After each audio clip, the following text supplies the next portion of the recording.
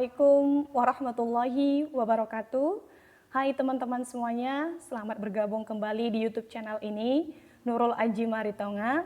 Di video kali ini kita masih bahas seputar penelitian, tetapi sebelum saya memulai, saya ingin menyapa teman-teman dulu yang dari Karimun, Batam, Kepri, kemudian Jambi, Medan, Sumatera Utara, Jawa, Sulawesi, Kalimantan, dan Papua yang tidak saya bisa sebutkan satu persatu. Selamat bergabung di YouTube channel ini. Semoga bermanfaat dan membantu teman-teman dalam menyusun atau menyelesaikan penelitian atau tugas akhir, baik bentuk skripsi maupun tesis.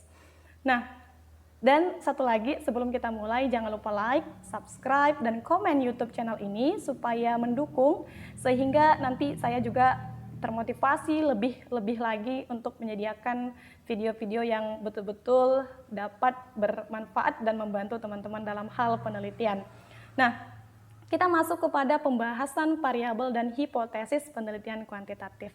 Sebelumnya saya juga telah jelaskan tentang metodenya, kemudian kuantitatif itu apa, kualitatif juga sudah saya jelaskan. Nah, di pembahasan kali ini kita akan bahas tentang variabel dan hipotesis. Untuk peneliti yang menggunakan pendekatan penelitian kuantitatif, maka variabel ini termasuk pada hal yang sangat penting untuk diketahui. Nah, kita masuk kepada pembahasannya. Yang pertama itu kita tahu dulu apa sih sebenarnya variabel itu. Nah, variabel ini adalah atribut sekaligus objek yang menjadi titik perhatian suatu penelitian.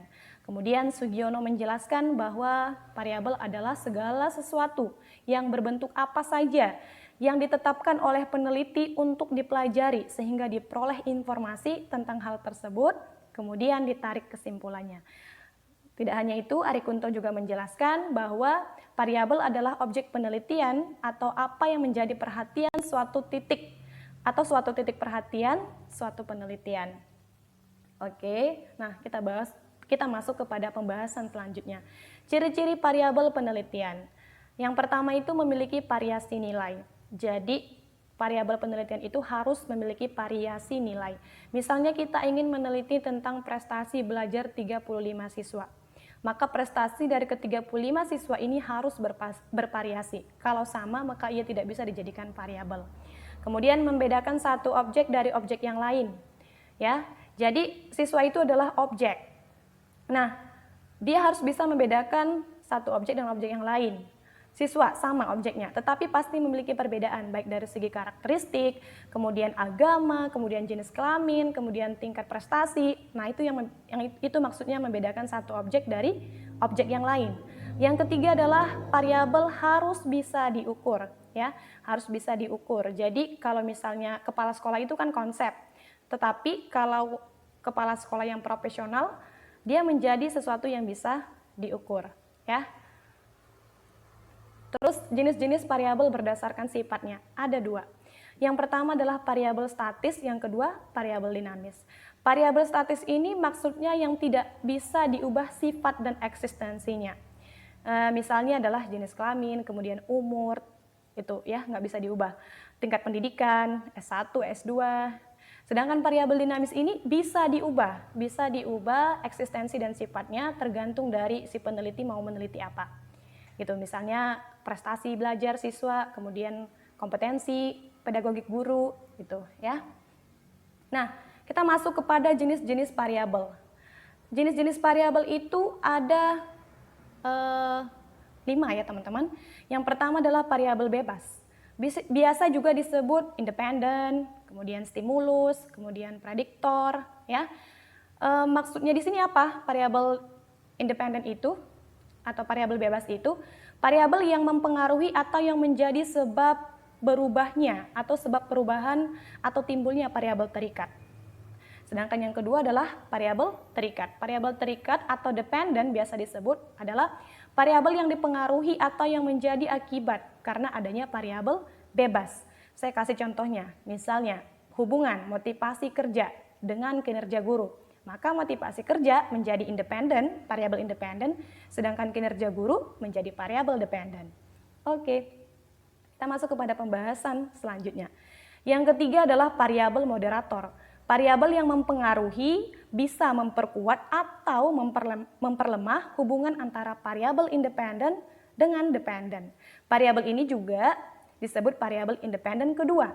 Misalnya, ini saya kasih contoh ya. Hubungan gaya kepemimpinan kepala sekolah, dia sebagai independen. Dengan produktivitas kerja guru, dependen, maka ada variabel moderatornya, yaitu kompensasi. Jadi dia itu independen kedua. Bisa kita gabungkan seperti ini, hubungan gaya kepemimpinan kepala sekolah dan kompensasi dengan produktivitas kerja guru. Seperti itu. Kemudian variabel intervening, maksudnya apa variabel intervening ini? Variabel intervening adalah variabel independen dengan dependen menjadi hubungan tidak langsung dan tidak dapat diamati dan diukur. Variabel ini merupakan variabel penyela ya, antara yang terletak di antara variabel independen dan variabel dependen. Sehingga variabel dependen, maksud saya variabel independen tidak langsung mempengaruhi berubahnya timbulnya variabel dependen. Misalnya adalah hubungan budaya organisasi, independen, dengan kinerja guru, dependen. Jadi ada variabel penyelanya. Hubungan budaya organisasi melalui lingkungan kerja dengan kinerja guru. Seperti itu. Kemudian yang kelima adalah variabel kontrol. Variabel yang dikendalikan atau dibuat konstan sehingga pengaruh variabel independen terhadap dependen tidak dipengaruhi oleh faktor luar yang tidak diteliti. Ya, saya kasih contoh pengaruh metode ceramah terhadap prestasi belajar siswa. Metode ceramah sebagai variabel independennya, sedangkan prestasi belajar sebagai variabel dependennya. Nah, mana variabel kontrolnya? Yaitu pelajaran sejarah, misalnya ya. Jadi pengaruh metode ceramah pada pelajaran sejarah terhadap prestasi belajar siswa. Nah, seperti itu, teman-teman. Kita masuk kepada pembahasan yang terakhir. Apa sih itu hipotesis gitu ya? Nah, hipotesis adalah dugaan sementara terhadap masalah yang masih bersifat praduga karena masih harus dibuktikan kebenarannya. Hipotesis yang benar akan memberikan arah yang tepat dalam penelitian. Sebaliknya, hipotesis yang tidak benar atau keliru akan menimbulkan bias pada hasil penelitian.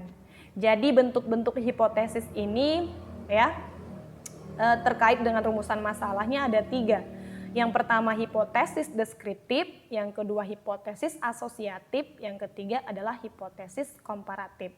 Jadi hipotesis deskriptif itu maksudnya adalah faktor-faktor yang mempengaruhi kinerja guru. Jadi diduga itu ada faktor-faktor yang mempengaruhi kinerja guru. Jadi itu dibahas dalam penelitian. Sedangkan hipotesis asosiatif misalnya tadi ya, hubungan gaya kepemimpinan kepala sekolah dengan prestasi kerja guru misalnya, maka hipotesisnya adalah terdapat hubungan antara gaya kepemimpinan dengan prestasi kerja. Kemudian hipotesis komparatif maksudnya adalah misalnya nih ya, perbandingan layanan pendidikan antara sekolah negeri dengan sekolah swasta. Maka hipotesisnya adalah memang terdapat perbedaan dalam hal pelayanan antara sekolah yang negeri dengan sekolah yang swasta. Nah, mungkin itu saja teman-teman untuk pembahasan variabel dan hipotesis. Terima kasih sudah menonton, semoga ini membantu dan saya akhiri wabillahi taufik wal hidayah. Wassalamualaikum warahmatullahi wabarakatuh.